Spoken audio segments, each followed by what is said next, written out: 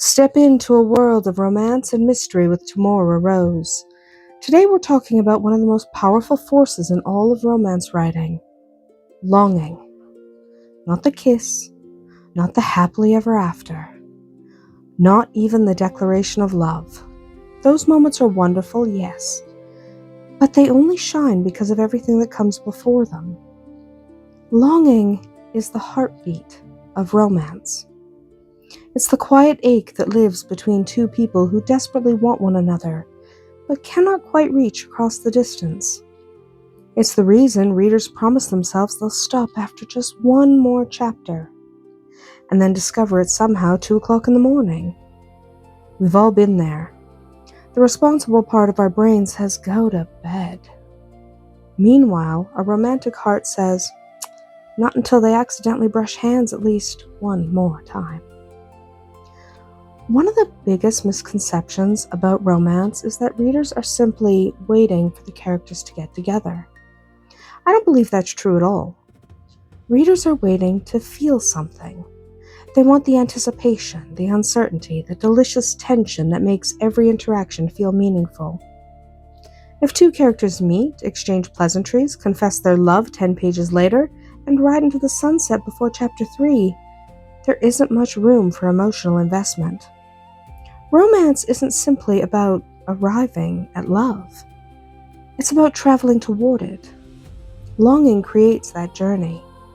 It stretches the emotional thread between two people until every glance, every smile, and every shared silence carries enough electricity to light an entire ballroom, preferably one filled with chandeliers and scandalized aristocrats. At its heart, longing begins with absence. The characters want something they cannot yet have. Maybe society forbids the relationship. Maybe duty demands sacrifice. Maybe fear has built walls neither of them knows how to climb. Whatever the reason, something meaningful stands between them. That's the important part. The obstacle must matter. Readers are remarkably forgiving when the barrier feels genuine, but they're also wonderfully perceptive when it doesn't. If the only thing keeping two people apart is a conversation they could have finished over a single cup of tea, frustration quickly replaces anticipation. Longing thrives when the distance feels real, because then every tiny step toward closing it feels like genuine progress. That brings us to one of my favorite words in a romance writing: restraint. Modern storytelling often encourages speed. Feelings appear quickly. Confessions arrive quickly. Relationships move quickly. Romance, however, often becomes far more satisfying when characters resist the very thing they want most. Every time they choose patience over impulse, duty over desire, or kindness over selfishness, the emotional stakes quietly rise. Readers aren't annoyed by that restraint when it's honest. Quite the opposite. They lean closer. They become invested. Anticipation grows because every chapter whispers the same irresistible question: how much longer can these two possibly keep pretending nothing is happening?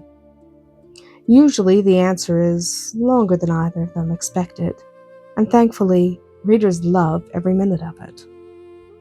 The wonderful thing about longing is that it rarely depends on dramatic scenes. Instead, it flourishes inside life's smallest moments. A hand reaches out, then stops. Two people say goodnight, yet neither one wants to walk away. Someone enters a room and, without thinking, another character instinctively looks up. Nothing remarkable has happened on the surface, and yet everything has happened underneath. Those moments linger because they are filled with possibility rather than certainty. Readers aren't falling in love with grand gestures alone. They're falling in love with the accumulation of tiny choices that quietly reveal affection long before anyone is brave enough to admit it out loud. Sometimes one lingering glance carries more emotional weight than 3 pages of dramatic speeches. Speaking of lingering glances, Never underestimate the extraordinary power of eye contact. Eyes are wonderfully terrible at keeping secrets. A carefully rehearsed speech can conceal almost anything, but one unexpected look across a crowded room has a habit of exposing every carefully hidden emotion. A glance can challenge someone, comfort someone, betray fear, reveal admiration, or promise something neither character is quite ready to name. Historical romance understands this especially well. When propriety limits physical affection, eyes become their own language. Entire conversations unfold without a spoken word. Paranormal romance embraces this beautifully too, because sometimes immortal beings who've lived for centuries still discover that one meaningful look can leave them feeling far less composed than facing an ancient supernatural enemy. Longing becomes even more compelling when the greatest obstacle isn't outside the characters, but inside them. Perhaps the hero believes he doesn't deserve happiness after mistakes he can never erase. Perhaps the heroine has convinced herself that loving someone only guarantees heartbreak. Maybe loyalty pulls them toward opposite sides of a conflict they never asked to join. Internal conflict transforms simple attraction into emotional warfare. These characters aren't merely chasing one another, they're wrestling with themselves. Readers begin hoping not only that love will win, but that both characters will become stronger because of the struggle. The romance becomes about healing as much as passion, and that's where emotional intensity begins to leave a lasting impression. As that emotional journey continues, longing should never remain exactly the same. It evolves. Curiosity becomes fascination. Fascination becomes admiration. Admiration quietly slips into affection before either character realizes what's happening. Eventually, affection deepens into vulnerability, and vulnerability grows into something that feels impossible to escape. By the time readers reach the final chapters, longing shouldn't simply describe what the characters feel toward one another. It should describe how they've changed because of those feelings. Love has become part of who they are, even before they fully embraced it. That's one of the quiet miracles of romance writing. The destination matters, of course, but the transformation along the road is what readers remember years later. Physicality also deserves careful attention, not because romance requires grand displays of passion, but because subtle gestures often speak much louder. Fingers brush while passing a letter. Someone steps just a little closer than necessary. A voice softens without conscious thought.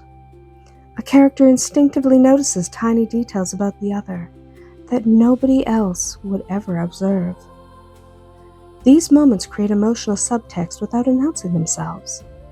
The body reveals truths the mouth refuses to say.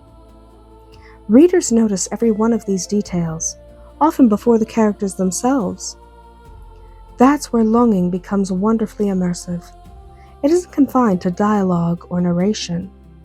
It quietly settles into posture, movement, silence, and the invisible space separating two people who desperately wish that space were just a little smaller.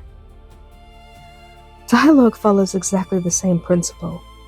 Some of the richest romantic conversations are built around everything left unsaid. Characters interrupt themselves. Questions carry hidden meanings. Simple exchanges become layered with emotion because readers understand what the characters cannot yet bring themselves to confess. That subtext invites readers into the relationship, instead of merely asking them to observe it from a distance.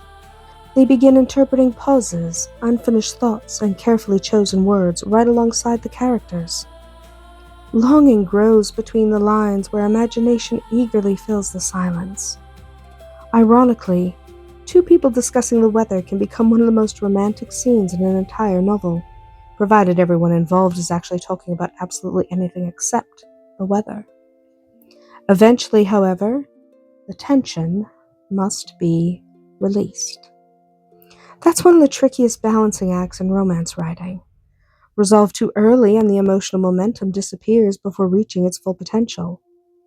Wait too long and readers begin wondering whether the characters require divine intervention or perhaps a little stern friend who locks them into a library until they finally have an honest conversation. The perfect moment arrives when the longing has accomplished its purpose. The characters have grown because of it. The barriers have genuinely fallen away.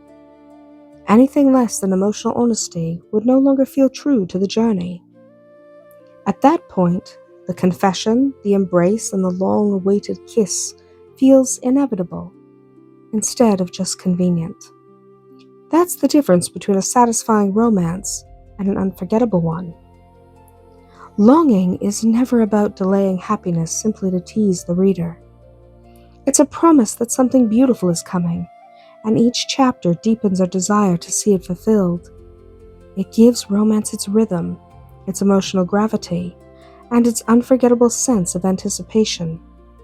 When writers learn to nurture that quiet ache without allowing it to become frustration, they create stories that linger long after the final page has been turned. Readers don't simply remember the moment two lovers finally came together.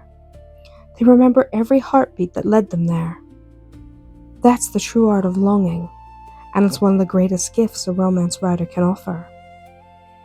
That's it for today. I'd love to hear what romance novel or fictional couple you think captured longing better than anyone else, so let me know in the comments. Until we meet again, may your days be filled with passion and just a touch of magic.